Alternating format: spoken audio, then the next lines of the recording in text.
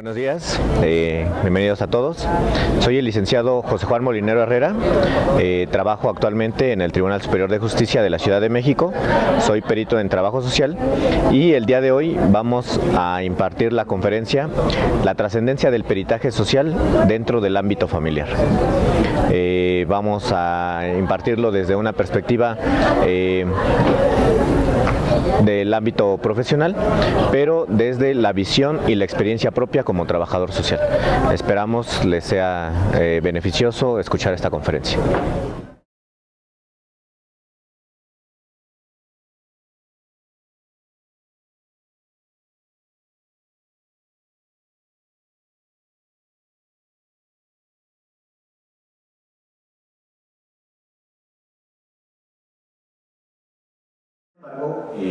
Dada mi formación, mi profesión y donde estoy trabajando, yo me voy a enfocar únicamente al área familiar, ¿vale? Aunque la metodología, la matriz y la forma de realizar el peritaje se relaciona con las diversas áreas. Sin embargo, dada mi conocimiento, pues tengo un poco más de experiencia en el ámbito familiar. ¿Qué se resuelve en el ámbito familiar? En el ámbito familiar se resuelve lo que son las controversias familiares. Es muy sencillo, las controversias familiares son todos aquellos problemas que tienen que ver con la familia, tomando en cuenta que la familia es la base de la sociedad. Los juzgados toman acciones en este tipo y resuelven esas controversias familiares. ¿En qué se dividen las controversias familiares? Bueno, las controversias familiares son de diversos tipos. Pueden ser, y aquí ya son los tipos de los juicios: controversia familiar de guardia y custodia, controversia familiar de pensión alimenticia, de régimen de visitas y convivencias, adopciones, pérdidas de patria potestad. Básicamente, bueno, puede haber alguna otra petición especial a medida que el juez lo requiera dentro del ámbito familiar, pero sin embargo, estos 5 son como las constantes en las cuales nosotros participamos y en las cuales nosotros intervenimos. Ok. Algunos de ustedes me imagino que tienen algún conocido que ha pasado en alguna de estas situaciones, o a algunos de ustedes les ha tocado intervenir para resolver o propiciar elementos al juez para que pueda resolver alguna de estas situaciones. Algunos ya tienen conocimiento de qué se trata y por el derivado del tema, bueno, más o menos se entiende hacia qué está enfocado. El primero de ellos es guardia y custodia. ¿Qué es la guardia y custodia? Bueno, básicamente la guardia y custodia la inicia uno de los dos progenitores que quiere tener bajo su resguardo y su custodia a los niños o a los hijos procreados dentro del matrimonio o dentro de la unión, si es que no hubo matrimonio, si hubo unión libre o concubinato, a alguno de los hijos. El objeto de esta prueba pericial de trabajo social, básicamente lo que nosotros vamos a hacer en este rubro es analizar y fundamentar quién de las partes cuenta con las mejores condiciones generales para tener bajo su cuidado a los menores de edad y garantizarles un sano desarrollo. ¿A qué nos referimos con condiciones, con mejores condiciones generales? ¿A qué creen ustedes que se refiere? Alimentación, vivienda, Es correcto, todo es correcto. Tenemos que ver, en este caso, se pide, el juez lo solicita de manera expresa, que se realice el peritaje o la entrevista y la investigación a las dos partes, tanto al demandado como a la parte actora. ¿Por qué? Porque se necesita conocer las condiciones en las cuales los niños van a estar dentro con su progenitor o su progenitor. Es importante aclarar que estos juicios no solamente se hacen entre la pareja, o sea, también puede ser de algún familiar alterno que desee la custodia de los niños, que desde su experiencia él crea que los niños pueden estar en riesgo o en alguna situación de vulnerabilidad al estar con alguno u otro progenitor. Entonces algún familiar alterno entra en estas controversias y también puede demandar la guarda y custodia de los menores. Regresando a lo que nos decía la compañera, tiene razón. Las mejores condiciones generales tienen que involucrar un todo, y un todo nos referimos desde la vivienda, la economía, la salud, la educación, las redes de apoyo, la relación convivencial entre la misma familia y los miembros externos, pues, o la familia extensa, el ámbito o la forma, en esto decir, ¿cómo decirlo? Aparte de las condiciones ambientales del entorno, ¿qué condiciones o factores de riesgo podría haber en un menor si se queda con tal o cual progenitor? Asimismo, no nada más las cuestiones de riesgo, sino también las cuestiones favorables se deben de resaltar en nuestro dictamen. ¿Para qué? Para darle luz al juez.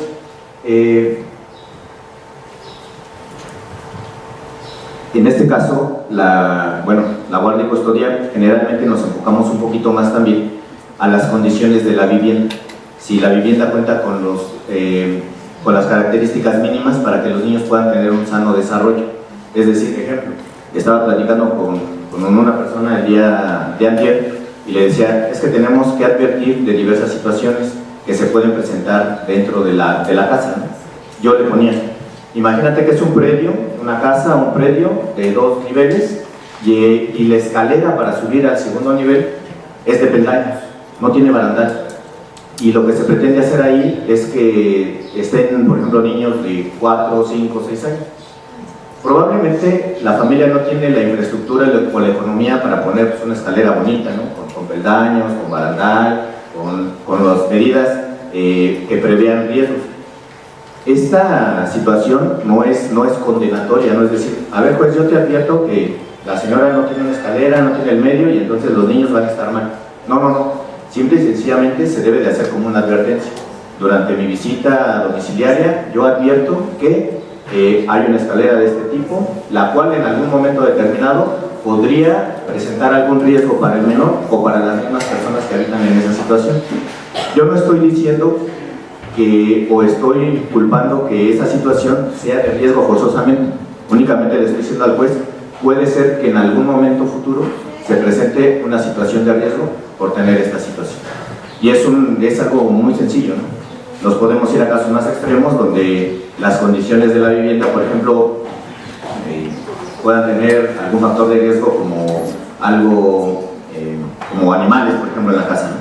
Supongamos que una persona quiere a 2 niños, pero tiene condiciones o tiene muchos animales en casa y estos animales pues, no se les atiende, tienen a lo mejor problemas en la salud, puede considerarse un foco también de riesgo en un futuro para estos menores.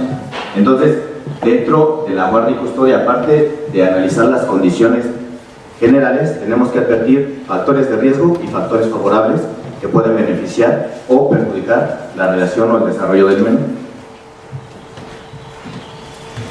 Creo que uno de los juicios más comunes y porque muchos actúan es el juicio de pensión alimenticia. Básicamente, el juicio de pensión alimenticia es darle luz al juez para saber la capacidad real que tiene el acreedor alimentario de proporcionar alimentos y las necesidades reales que tiene el deudor alimentario de solicitar alimentos. Básicamente, y aquí en muchos radica la función del estudio socioeconómico. Tenemos que evaluar los gastos que tiene la persona y se tiene que hacer una recopilación documental. Básicamente, en este juicio, el soporte es toda aquella documentación que podamos recopilar y que le pueda dar certeza al juez. Nada más que hay que tener cuidado en diversas situaciones. Muchas veces, y nos ha pasado a los que nos dedicamos a esta área, la persona que demanda alimentos tiende a inflar sus gastos, tiende a decir que el niño gasta en colegiatura, que le compran ropa de marca, que le compran muchas situaciones. Hay teóricos que dicen que también la pensión alimenticia no únicamente se refiere a la cuestión económica, sino también se tiene que considerar el nivel de vida que ostentaba la familia antes de la separación. E incluso hay cosas que dicen es que el nivel de vida no se puede coartar. ¿Por qué? Porque le estás coartando el derecho al menor a seguir viviendo como estaba acostumbrado. También hay que considerar, lógicamente, se hace un breve paréntesis, que las condiciones actuales en las cuales se encuentra uno u otro de los actores o participantes en el juicio, pues ya cambiaron de su realidad. No son las mismas en la mayoría de los casos. Ejemplo, supongamos que es un matrimonio, la señora le demanda pensión al señor, pero el señor al momento de divorciarse o al momento de separarse ya cambió de trabajo, ya no tiene la misma condición económica. La señora, a través de su abogado, puede argumentar que el señor está obligado a mantener las mismas condiciones del nivel de vida que les dio durante muchos años a sus hijos y a ella misma. Y al realizar el peritaje con el señor, uno se encuentra que pues ya no tiene la misma capacidad económica ni la misma solvencia. Entonces eso se lo tiene que evidenciar al juez. ¿Para qué? Para que el juez tome las medidas necesarias. Lógicamente no va a desproteger ni a la persona que está demandando ni a la persona que está actuando con base en su derecho a la demanda. ¿Por qué? Es como si se obligara a alguien a hacer lo imposible, pues sería ilógico, ¿no? Es como, imagínense que le pidan al señor, pues ¿sabe qué? A lo mejor pues tiene que proporcionar el 70% de su salario para que más o menos mantenga el nivel de vida que tenían sus hijos, y él se quede con un 30%, pues es como imposible, porque ¿cómo va a sobrevivir él con un 30%? No puede saciar sus necesidades. En este caso, es importante que los datos que nosotros le demos a su señoría sean lo más preciso posible. ¿Por qué? Porque si no dejaríamos en desventaja al demandado y estaríamos beneficiando a la parte actora o viceversa. Dejaríamos descubiertos algunos gastos que son esenciales para los niños y en este caso pues estaríamos favoreciendo a la parte demandada. Esto pasa mucho también en la práctica con las personas que son demandadas en cuestión de pensión. Muchos ocultan cuáles son la realidad de sus ingresos. Nos pasa en la práctica. Hay personas que cambian sus bienes, que tienen bienes y los ponen a nombre de un familiar alterno. Ejemplo, alguna empresa, algún vehículo, alguna casa, alguna propiedad. Y esto lo hacen con el afán de decir, demuéstrale a tu señoría que yo no tengo ingresos para dar pensión. No puedo, estoy limitado. Y sin embargo, cuando vamos nosotros al domicilio, nos presentan a lo mejor un comprobante de nómina de 5,000 pesos y cuando nos dan sus gastos son como de 18,000 pesos.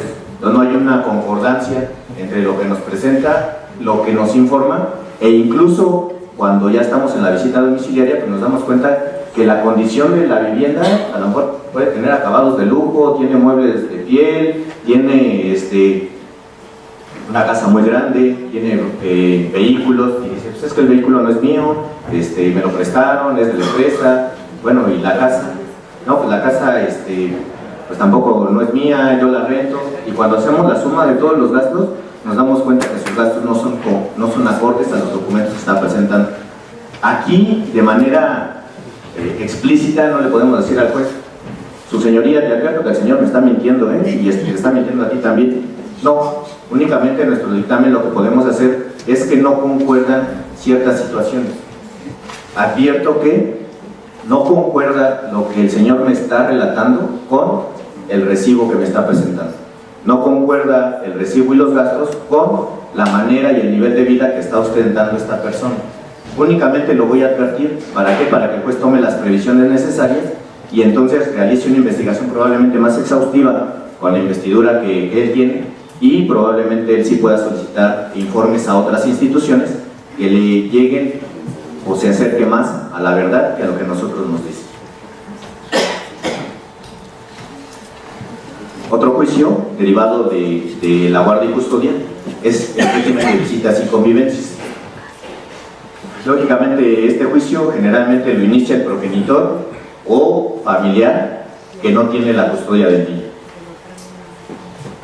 El objeto de esta pericial en trabajo social es proporcionar elementos al juez única y sencillamente para permitir o negar las convivencias de la persona que lo está solicitando.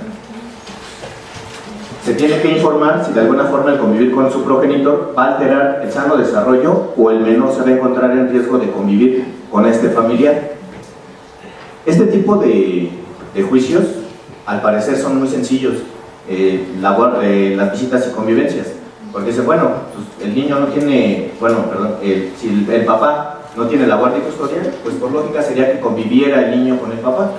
Y entonces no le vemos como el mayor problema. Sin embargo, la persona que no quiere que conviva con el otro progenitor, generalmente basa su argumento en situaciones irreales, en situaciones no fundadas, en situaciones que derivaron de la relación emocional o afectiva que tuvieron durante años atrás. Ejemplo, supongamos que yo estoy casado, me divorcio y mi esposa se lleva a los niños, ¿no? Ella tiene la guardia y custodia y yo demando convivencias. Durante la demanda de convivencias, pues yo digo que los niños pueden quedarse a pernoctar conmigo. Y la mamá dice, no, pueden convivir con él, pero que no se queden a pernoctar porque es una situación de riesgo. Porque durante nuestro noviazgo, él tenía o hacía ciertas prácticas que constituyen un riesgo y demás.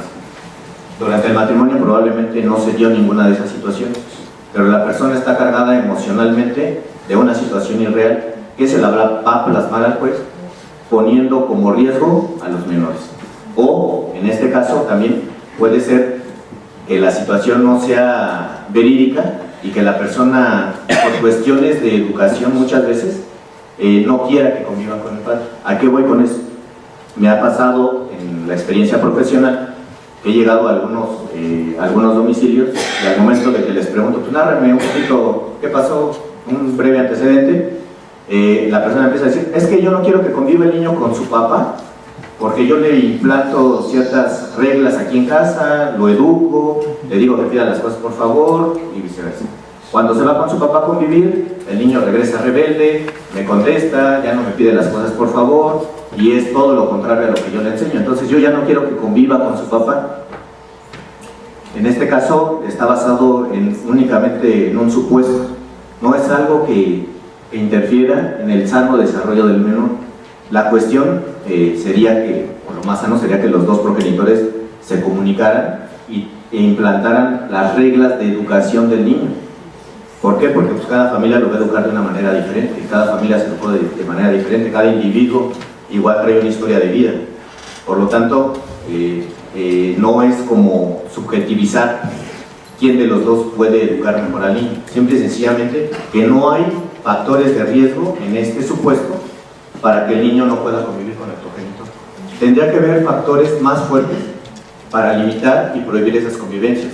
El Código Civil nos dice clara y expresamente que el niño tiene que estar en riesgo en alguna de sus esferas, en su esfera física, emocional, sexual, intelectual. Entonces, mientras no se presente ninguno de esos supuestos, tendríamos que decirle al juez si es viable o no es viable la convivencia.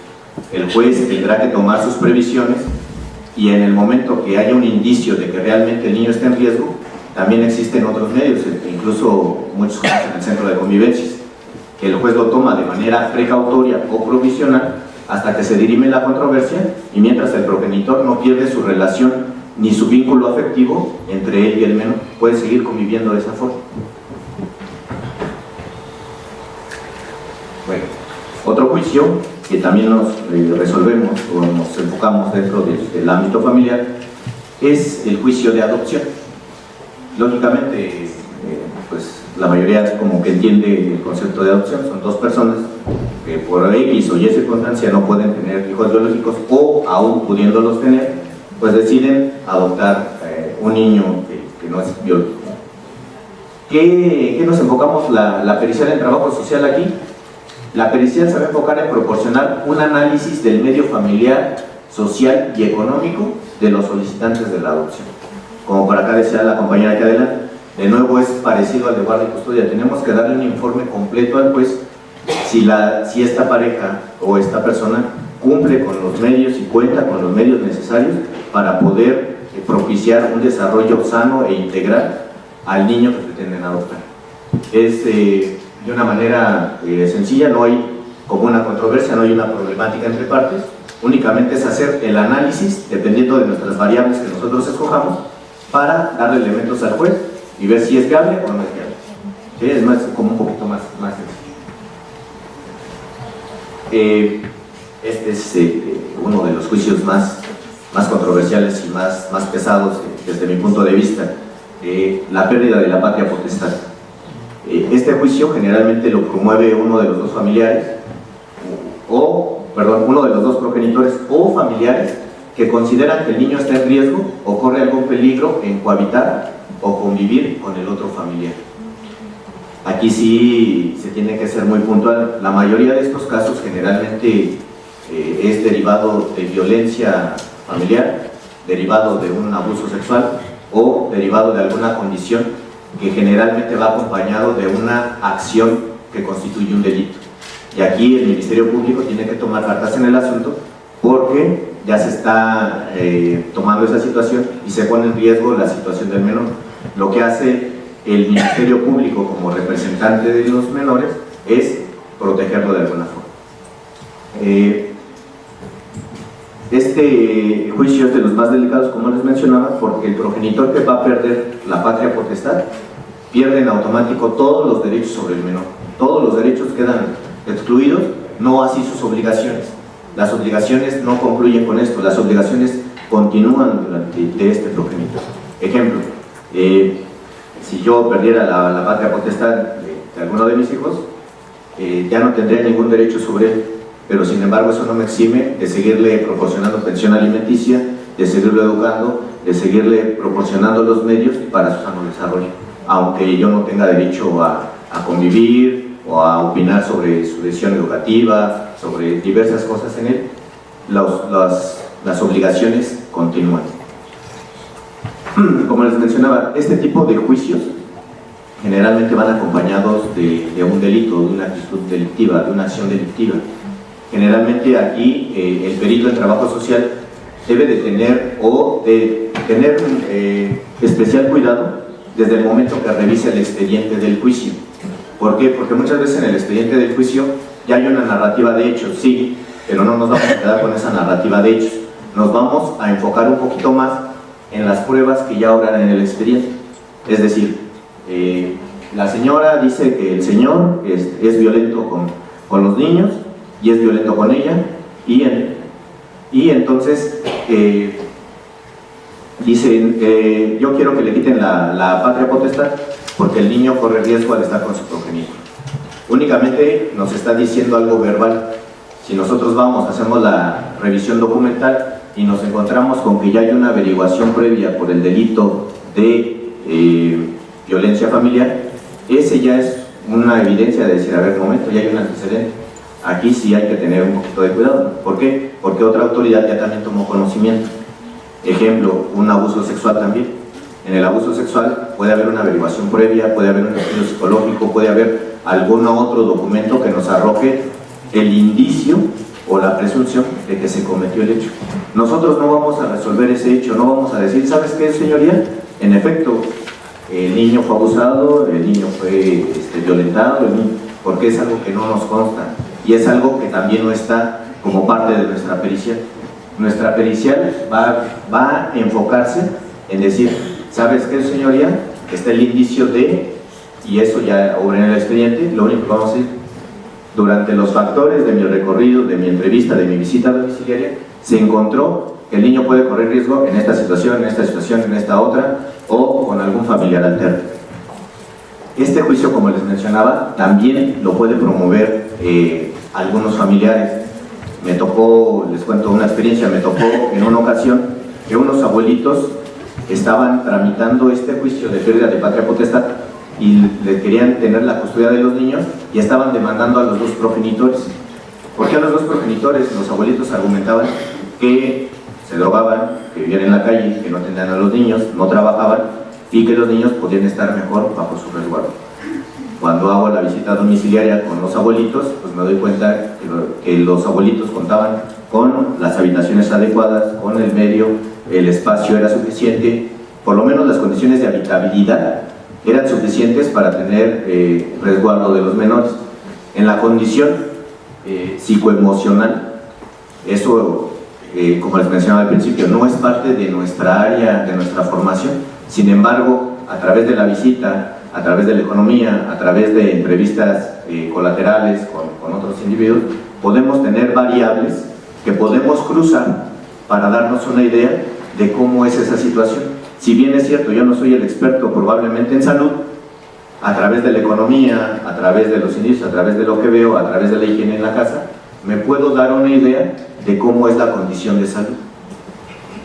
No tanto así de decir, bueno, la persona es sana, ¿no? Pues a mí no me consta si es sana o no es sana, o sea, yo no soy médico, no soy una persona que lo está revisando en esa situación, pero con las variables económicas, las variables familiares, las variables sociales, las variables incluso en su relación y su dinámica familiar, puedo determinar que probablemente su estado de salud está se está dañando o está relacionándose con otras esferas del ámbito social, que eso sí es mi área, es mi fuerte, y lo puedo decir así. Platicaba también con otro experto que me decía, bueno, ok, tú no eres experto en psicología. No, no lo soy, pero a través de la entrevista podemos darnos cuenta de algunas de las reacciones que tiene la persona. Un poquito, si no al 100%, un poquito de su perfil. Al momento de la entrevista estaba nerviosa, estaba mordiendo los labios, no veía, ¿qué hacía?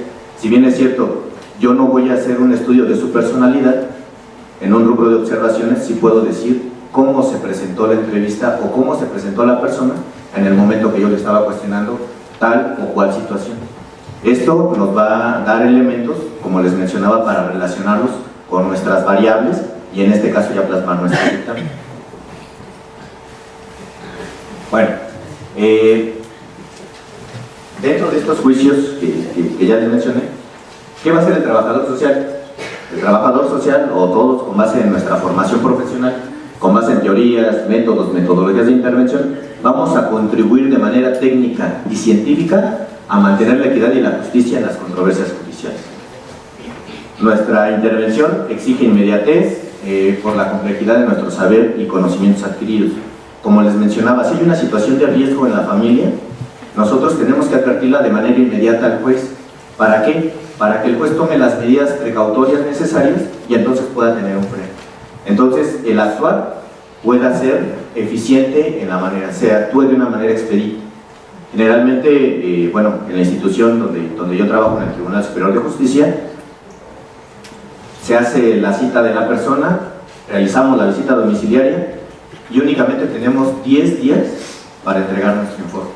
Entonces, 10 días en el ámbito jurídico, créanme que es muy rápido para entregar este informe, entonces se puede decir que es de una manera pronta. ¿Qué características debe de tener el dictamen? Como les mencioné desde un principio, no me voy a enfocar tanto a la metodología, ni a la fundamentación, ni las técnicas, instrumentos, herramientas, porque en agosto, en julio, el licenciado Miguel Ángel, a través de su exposición que nos hizo en línea también, él nos dio básicamente qué lleva el dictamen pericial, cómo se hace el dictamen pericial en trabajo social. Nos habló de la entrevista, nos habló del método, nos habló de la metodología, nos habló de las visitas colaterales, nos habló de la fundamentación. En este caso, yo únicamente les voy a decir qué características debe de llevar el dictamen pericial. Debe de llevar la descripción de la persona o objeto de estudio y sus condiciones sociales actuales. Eso es como por regla, ¿no? ¿A quién estamos estudiando? ¿Por qué se está analizando? Características y datos generales.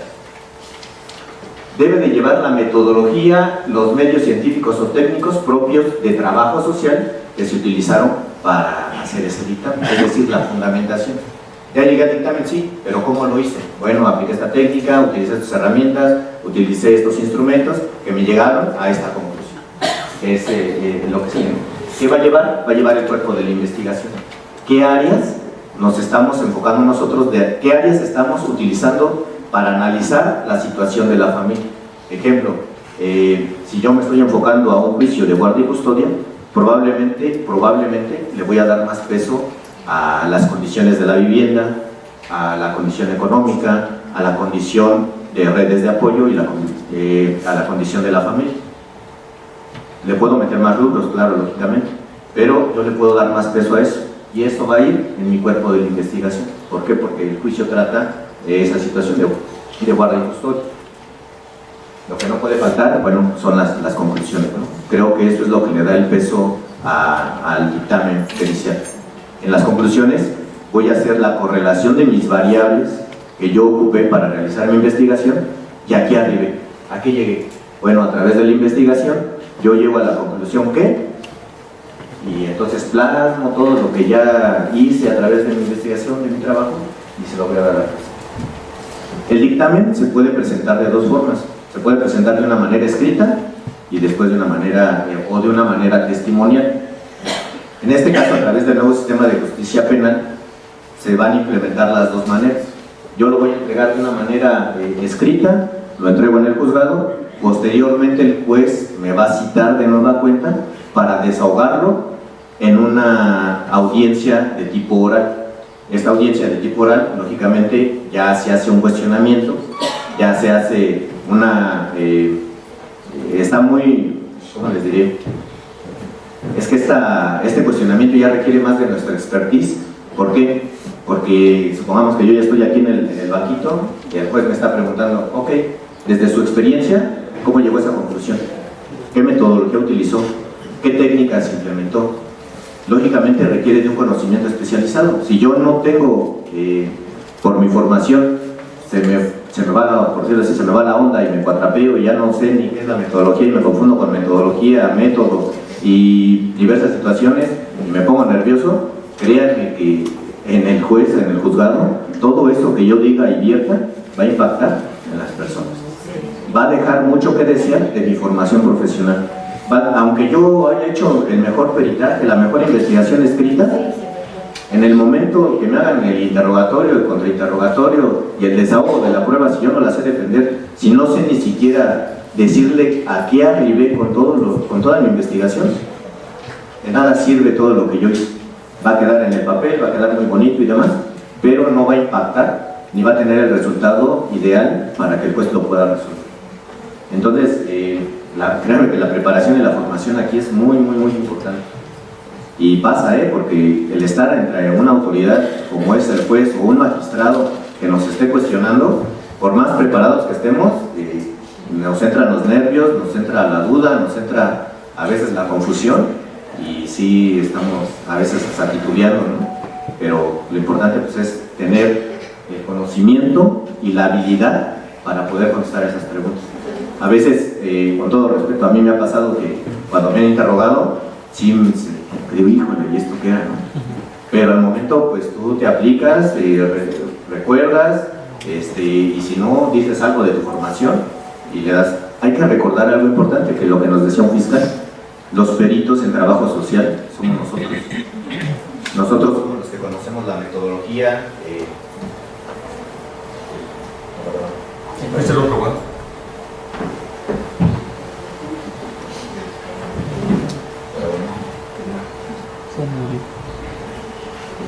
Bueno, nosotros somos los que conocemos la metodología, las técnicas, los instrumentos, sabemos cómo hicimos el trabajo. Incluso aunque se nos llegue a borrar o cuatrapear alguna de estas, las podemos rescatar durante la marcha. En algún momento, siendo honesto, me pasó, soy humano, se me olvidó alguna cosa, me puse nervioso, pero durante el desahogo pues recordé y dije, no, va por aquí, pude salvar a la audiencia y pude lograr el objetivo que era darle al juez esos elementos que él necesitaba. Ya después, esos nervios me hicieron de alguna manera pues, prepararme más y decir, no, esto no vuelve a pasar, no tiene que volverme a pasar. Y entonces, antes del juicio, ahora reviso todo otra vez la metodología, reviso toda la investigación para el momento de la audiencia pues estar preparado de nuevo. E incluso le solicito al juez que me dé la oportunidad de tener en mi lugar mi dictamen. ¿Para qué? Para que yo lo revise mientras y derivado de las preguntas, o incluso se puede solicitar, si me permite hacer uso del dictamen para basarme y entonces lo contesto tal cual como él. Es preferible a quedar como en ridículo, ¿no? En vergüenza. Bueno, les voy a poner un caso hipotético. Es una controversia del orden familiar, el juicio es de guardia y custodia y pensión alimenticia, van los dos. Hipotéticamente, la señora se llama María López, el señor se llama Pedro Pérez. ¿Qué argumentos hay? Bueno, se trata de un matrimonio, se contrajeron, se casaron en el año 2010, de dicha relación se procrearon dos hijos, una niña de nombre Rosa, que actualmente tiene 8 años, un niño que se llama Jacinto, que actualmente tiene 5 años, y los dos son hijos del matrimonio, por lo cual se apellidan Pérez López. Breve, la señora María López argumenta que durante su matrimonio existieron problemas de violencia hacia ella de parte del señor Pedro Pérez. Argumenta que el señor no cubría en su totalidad los gastos de los niños, por lo que ella tenía que salir de casa y trabajar 3 días a la semana realizando quehacer, actividades de limpieza en una casa ajena para obtener un ingreso y complementarlo al gasto familiar. El señor Pedro Pérez únicamente argumenta que su contraria no hacía el quehacer en casa, no atendía a los niños, no les prestaba atención los descuidaba y también a él lo descuidaba. Ese es un breve antecedente. El juez de lo familiar nos dice: perito en trabajo social, quiero que me hagas un dictamen pericial a ambas partes para que yo tenga elementos y pueda decidir con quién de los dos puede tener la guardia y custodia de los niños. La pregunta es: ¿qué hacemos en este caso?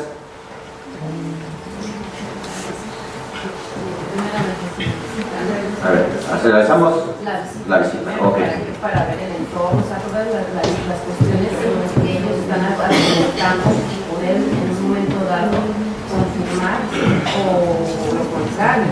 A ver, aquí nos dice la compañera: hay que hacer la visita para ver las condiciones en las que viven y en este caso confirmar o desechar lo que uno de los dos argumenta.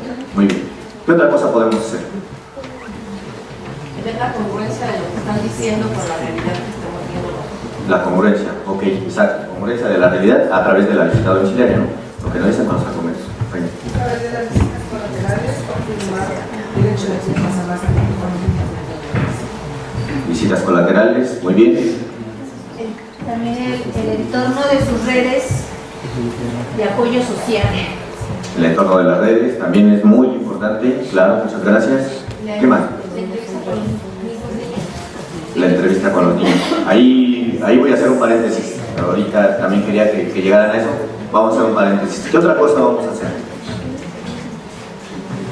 Condiciones de salud. Es decir, si los niños son atendidos, pues están en condiciones óptimas. De lo contrario, pues hay enfermedades, hay alteraciones en los menores. Ok, también es correcto. Condiciones de salud. Es importante ver quién de los dos les puede propiciar esas condiciones, ¿no? Condiciones de educación. Ok, perfecto, muy bien. ¿Qué más? Por medio de la entrevista, preguntar si hay antecedentes de denuncias de violencia, algún impedimento de auxilio a un DIF, a una asociación civil, de las mujeres, alguna llamada telefónica, algún antecedente escrito que ella tenga. Alguna autoridad, ¿no? Que ya se haya enfocado a esa situación. Perfecto, muy bien. ¿Qué otra cosa vamos a hacer? Visita su lugar de trabajo de ambos. Visita su lugar de trabajo enfocado un poquito más a la pensión alimenticia, ¿no? Para ver cuáles son las condiciones laborales o a lo mejor también económicas de cada uno de ellos. Perfecto, muy bien. ¿Qué más? También visitar el colegio donde están los niños, ¿no? Porque ahí se habla de un descuido. Así es. Es correcto, ¿no? Para ver, como dice usted, quién de los dos o probablemente quién está más a cargo de su educación, quién los lleva, quién va a las juntas, quién va a las firmas de boleta, quién se hace responsable de la educación. Perfecto. ¿Qué más? Retomando un poquito lo que nos comentaba aquí la compañera, ¿qué pasa con las entrevistas de los menores?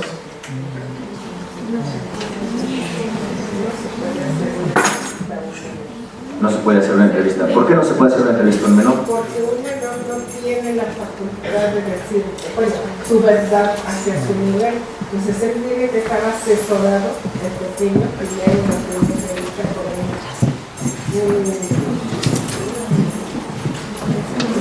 Una persona que pueda hablar y que con base en ese estudio pueda decir si es apto o no para él responder las preguntas. Es correcto. Es correcto. Nosotros, en lo particular, bueno, como trabajadores sociales, tenemos parte de la formación para realizar este tipo de entrevistas. Sin embargo, tenemos que tener especial cuidado en la entrevista con los menores. Nosotros, o desde mi experiencia y desde mi expertise y conocimiento, no podemos entrevistar a menores. El único que tiene la facultad de entrevistar a los menores es el juez, acompañado de su representación legal, que es el Ministerio Público, y del apoyo que le puede dar alguna institución, como es el DIF, que manda a un asistente de menores. Puede ser pedagogo, puede ser trabajador social o puede ser psicólogo, que en el momento de la plática con el juez le van a dar contención psicoemocional al niño y le van a propiciar herramientas para que la plática con el niño sea espontánea y el niño no esté coaccionado de ninguna manera. En este caso, como bien lo decía la compañera, nosotros no podemos realizar ese tipo de entrevistas. Ese tipo de entrevistas únicamente le conciernen al juez y tiene que haber un marco institucional que proteja esa intervención con ese menor. nosotros no podemos enfocarnos a esa entrevista. Se necesita, aparte de conocimiento, tener una especialidad en menores. Como experiencia propia, yo empecé en el ámbito jurídico siendo asistente de menores del DIF. Trabajé en el DIF, empecé en esa situación y fue como me empezó a llamar la atención la rama jurídica. Empecé, les comento, estudié un poquito, algunos semestres de Derecho, porque quería enfocarme más y conocer, tener el bagaje cultural de qué se hace en la rama del Derecho para que yo pudiera hacer mejor mi trabajo. Tuve que tomar cursos en condiciones de menores, de prevención del maltrato, incluso hasta tomé cursos de escuela para padres, sin ser padre yo lógicamente, pero para ver qué condiciones y qué factores se tienen que tomar en cuenta para la educación de los niños. Entonces, se requiere de un conocimiento especial y aún así yo me jacto de tener un poco de conocimiento, no me aventaría una entrevista de manera sola con un menor. O sea, siendo honesto, no lo podría hacer. Aparte de la consecuencia jurídica que se tiene, porque también trae una consecuencia en esta situación. Pero bueno, regresando al caso, retomo los comentarios de todos. Se hace una investigación completa de los casos, pero no tenemos que casarnos con este argumento ni con este otro argumento. ¿Por qué? Porque solamente son supuestos, son cosas que la gente nos está diciendo. Si yo me voy con la idea de que realmente el Señor ejercía violencia, que realmente el Señor desatendía, que realmente el Señor no daba las condiciones para que los niños hicieran sus necesidades, estoy siendo desde ese momento imparcial. Mi dictamen ya no va a ser objetivo, ya me estoy inclinando hacia una de las partes. Y no es que yo lo plasme, simple y sencillamente le estoy dando credibilidad a uno de los dos. ¿Qué voy a hacer? Como por ahí decía la compañera, bueno, si existe la condición de violencia, me remito al expediente, reviso si hay algún antecedente de violencia y entonces digo, ya está el antecedente. Si está el antecedente, generalmente hay una averiguación previa.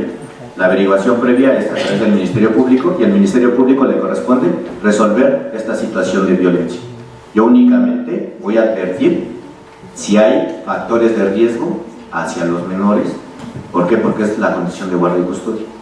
En este caso el señor también argumenta que la señora no hacía qué hacer, que era floja, que no nos atendía y nada. Este es un supuesto también.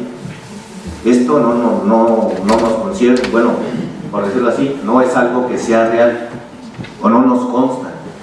Lo que me consta va a salir o lo va a arrojar a través de toda la investigación que yo haga, me va a arrojar si realmente el señor atendía o no atendía a los niños.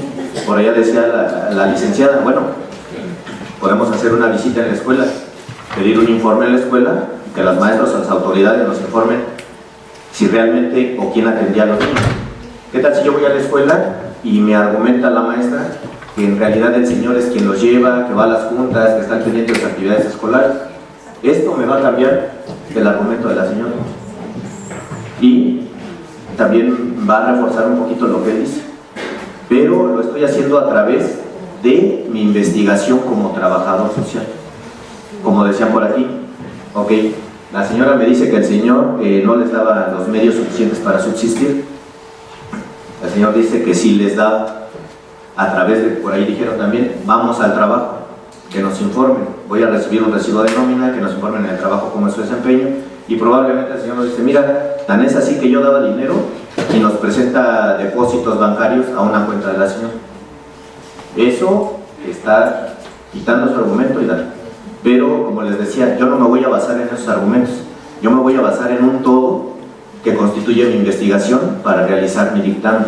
Entonces, cuando yo plasme mis rubros, esto queda de fuera.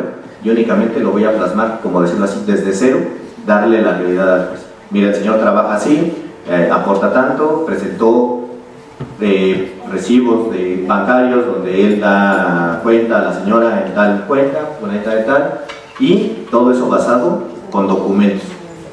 Entonces así, ni le creo a él ni le creo a ella. Es todo lo que voy a estar haciendo o lo que va a arrojar en mis conclusiones a través del dictamen pericial. Aquí lo pongo, ¿no? El dictamen no se va a basar en recoger un argumento del actor o un argumento del demandado. Eso queda de lado. El dictamen va a recoger observaciones, visitas domiciliarias, entrevistas y toda aquella información o documento público o privado, así como fotografías y cualquier tipo de material que le dé luz al juez para resolver la problemática. Eso es lo que va a llevar mi dictamen. Todo lo que yo ya hice de manera técnica y científica, todas mis variables, mi metodología, mi intervención, lo voy a plasmar ahí. Ahora, se debe de considerar en todo momento, en el caso que les puse, se debe de considerar a los hijos de las partes. A mí no me interesa lo que alegue el señor, no me interesa tanto lo que alegue la señora, no. Lo que yo debo de tener en vista es que lo que yo voy a hacer a través de mi dictamen, de mi investigación, mi diagnóstico y mi conclusión, va a impactar, sí, en la vida de los dos, del señor o la señora, pero más en la vida de los dos niños. Porque los elementos que yo le voy a dar al juez, él va a determinar con quién de los dos se van a quedar esos niños. Si mi dictamen lo hice rápido, a la y se va, lo hice de una manera no profesional, lo que determine el juez va a perjudicar a esos dos menores. Porque probablemente por yo ahorrar tiempo no fui al trabajo del señor, probablemente no fui a la escuela, probablemente no hice visitas colaterales, probablemente no hice revisión de documentos, y así hice mi informe. ¿Por qué? Porque yo me considero que ya tengo toda la experiencia del mundo y así hice mi informe. Y así se lo remito al juez. Este dictamen, al no tener estas características, le va a impactar a los menores. ¿Por qué? Porque no le estoy dando elementos reales ni fehacientes si los niños van a estar bien aquí o acá. Únicamente lo hice de una manera mecánica y se fue. Entonces, la trascendencia, como les decía en un principio, la trascendencia es ir más allá. ¿Más allá de qué? Pues más allá de mi información, dentro del ámbito jurídico, es lo que yo haga, va a impactar en la vida de las personas. Esa es la trascendencia que tenemos nosotros. O sea, yo lo veo de una manera que digo, híjole, espero no perjudicar a nadie, ¿no? A veces cuando las condiciones no hay como elementos para inclinarse hacia un lado, o mi investigación arroja que los dos son viables para tener la guardia y custodia, pues así se lo mando al juez, porque los dos tienen esas mismas condiciones y el juez determinará a través de otras pruebas quién es el más idóneo. Hay que recordar también que la pericial en trabajo social no es determinante para resolver el juicio. Va a arrojar únicamente elementos dentro del ámbito social para el juez, pero el juez se debe de allegar de otros estudios, de otras periciales, de otras profesiones, para tener un cúmulo completo y una visión integral y entonces ya poder decidir. Bueno, para concluir, ya vamos cerrando. La pericial en trabajo social en México representa un campo profesional en evolución. Este campo es nuevo, o sea, apenas en el 2002, por ahí leía la maestra Olmos Figueroa que en el 2002 se nombró al primer perito en trabajo social y estuvo en la lista como peritos. Apenas la ENS, como ustedes lo saben, está sacando un diplomado. A partir del 2008 empezó a sacar este diplomado para la formación de peritos en trabajo social. Ahorita no hay como un criterio específico de la formación de perito en trabajo social. La mayoría de los peritos son particulares y hace su dictamen pues como lo entendió, como le dio la formación. No hay una concurrencia de datos, no hay hegemonía, que aglomere todo, ¿no? Cada quien lo hace como entendió, dándole la importancia al rubro que pretende, y es un tema nuevo. Bueno, la preparación que tengamos, el conocimiento, el compromiso y la convicción de lo que estamos haciendo es trascendental. Eso va a ser del peritaje un elemento vital para la resolución de las controversias familiares. Yo como perito debo de creerme que lo que estoy haciendo tiene una importancia, tiene una trascendencia. Si para empezar ni yo me lo creo, pues no, lo que yo imparta o lo que yo le dé al juez pues no va a tener un impacto. Pero si yo realmente creo que la investigación va a trascender en la vida de una persona, va a impactar aquí, va a impactar allá, créanme que a partir de ahí voy a buscar la manera de capacitarme, de actualizarme, de formarme, de tomar cursos, de estar lo más preparado posible para que mi trabajo sea lo mejor posible. En este caso, como experiencia profesional, cada que tengo la oportunidad de tomar un curso, pues me meto, ¿no? Me inscribo, voy, afortunadamente aquí en CONALT se abre esa oportunidad de tomar diversos cursos y pues podernos actualizar. A veces, en mis cursos yo tiendo mucho a criticar a los ponentes, a los maestros, porque hay veces, y es una de las realidades, los que escriben mucho teoría de peritaje, muchas veces no están empapados en la práctica. Y viceversa, los que estamos en la práctica no nos damos el tiempo para escribir en la teoría. Entonces, a veces los libros están bien bonitos, pero no responden a las condiciones de la realidad.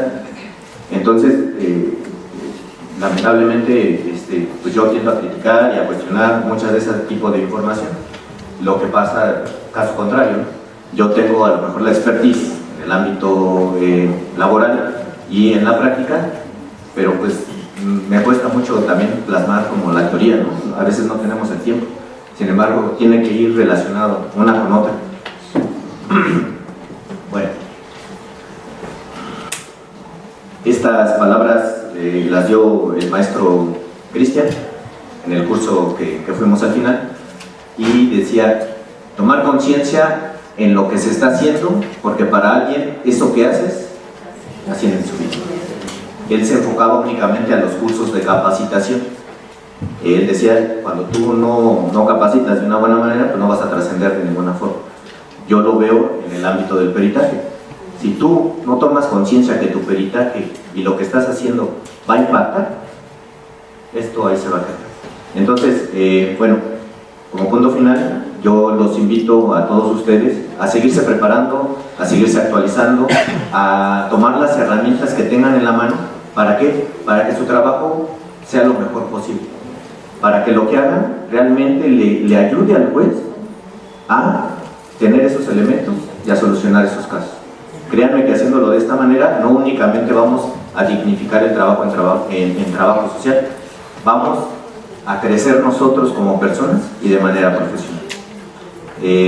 Pues yo les agradezco mucho, muchas gracias por su atención. Y la plática con los menores es para dirimir este tipo de controversias familiares. No se puede platicar, bueno, nosotros como profesionales, al no tenerlo protegido en sus esferas de integridad. Por eso la ley es muy clara en el ámbito jurídico. Bueno, gracias por la pregunta. Aquí quiero ser puntual, se me olvidó mencionar dos cosas. Generalmente los jueces, cuando te piden que resuelvas algo, muchos de ellos te lo pueden pedir en el oficio de manera general. Un estudio socioeconómico, una pericial en trabajo social y hasta ahí. Hay otros jueces que te lo piden de manera específica. ¿Cómo ha sido su nivel de vida a través de tantos años?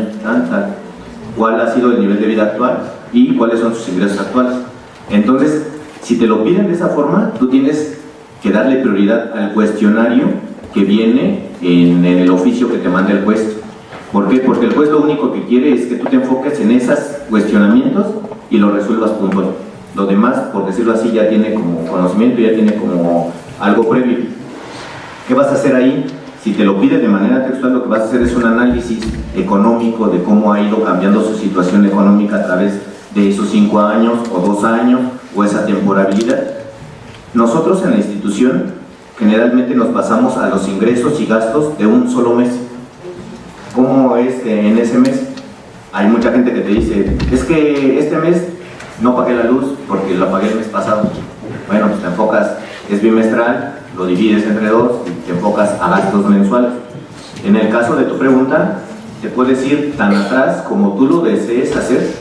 Si eres, por ejemplo, perito particular, también es diferente al perito institucional. El perito particular, tú como perito particular te puedes enfocar y hacer un estudio económico de cómo ha ido evolucionando en su economía a raíz del divorcio hasta la fecha actual. Ejemplo, ¿no?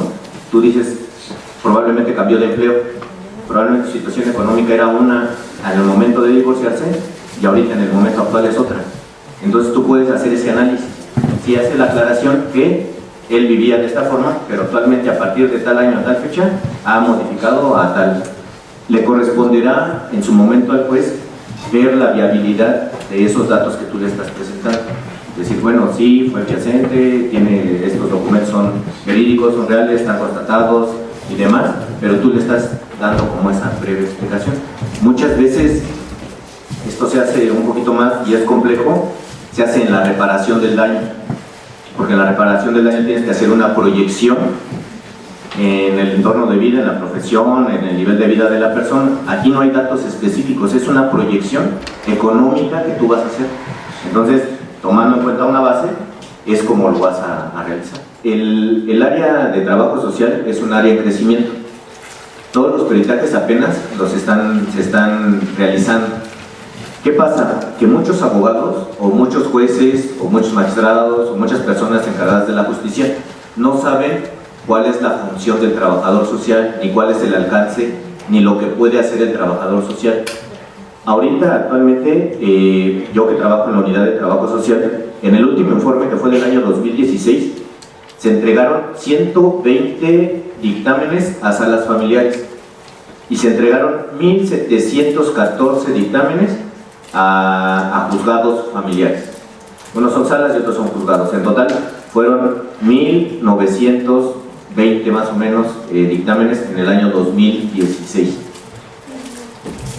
Si lo dividimos entre el personal que trabaja en la unidad de trabajo social, en ese tiempo estábamos 18 profesionales que fuimos los que realizamos todos estos números, más oficios aclaratorios, informes, cancelaciones de estudio y presentarnos a desahogo de pruebas en audiencias. Entonces, si lo dividimos, el trabajo que realizamos cada uno de nosotros nos rebasa por mucho. O sea, de manera institucional es mucho el trabajo. De manera particular, esta es un área de oportunidad para el trabajo social. ¿Por qué? Porque de manera particular también se pueden ofrecer estas periciales y ustedes las pueden realizar. Como Miguel lo dijo en el curso que dio, lo importante aquí es unificar criterios, unificar técnicas, unificar probablemente la metodología, cada quien la va a ocupar dependiendo del juicio, pero podemos empezar como trabajadores sociales a crecer en este ámbito. El ámbito jurídico es nuevo y yo los invito al que se interese a empezar a explotarlo. ¿Por qué? Porque pues es un área de oportunidad, ¿no? Y es donde el trabajo social tiene o puede crecer actualmente. Pues bueno, pues ahora sí que le agradezco mucho otra vez al licenciado Juan José Molinero. Realmente yo creo que esta conferencia de 1 hora, pues hay talleres de 20, diplomados de 160, 240 horas. Es un tema muy amplio. Aquí nada más para finalizar, recordemos, todas las periciales son perfectibles. Lo que menciona Juan, hemos platicado acerca del tema, con la licenciada Nelia, que también está nuestro Claudio, hemos platicado del tema y siempre sacamos nuevo conocimiento, siempre estamos platicando del tema y qué mejor que se sumen si les interesa el tema, pero yo les quiero decir que si no tienen pasión por este tema o por cualquier cosa que hagan, mejor no, sino que ubiquen lo que a ustedes realmente les gusta y lo hagan, porque aquí lo bien mencionaba Juan, es todo un trabajo de investigación, todo un trabajo de estar presente, todo un trabajo de conocimientos. Yo felicito a las personas que están capacitando y actualizando, a las que todavía que están aquí porque les interesa el tema, que bueno, allá que continuemos en lo mismo, y como colegio y como presidente del mismo, yo les digo que están en el lugar correcto, porque eso sí les puedo decir, y así lo digo a ciencia cierta, porque he estado en diferentes estados de la República, he ido a congresos, a conferencias, aquí sí tenemos el mejor cuerpo de peritos en el Colegio Nacional de Trabajadores Sociales, y tenemos aquí algunos de ellos, y se los puedo decir, y aquí sí, lo digo enfáticamente, así como le vea, así aquí lo hacemos, con Juan, con Anel, con Claudio, con las maestras que están aquí presentes, tenemos un equipo súper profesional, entonces es así. El Colegio Nacional de Trabajadores Sociales CONATS, juntos para fortalecer al gremio, se registra ante la Dirección General de Profesiones número F457, otorga el presente agradecimiento al licenciado Juan José Molinero Herrera por su participación como ponente magistral en la conferencia La trascendencia de la prueba pericial en trabajo social en el ámbito familiar, realizada el 26 de enero de 2019, firma el licenciado Miguel Ángel Espinosa Palacios, o sea, su servidor.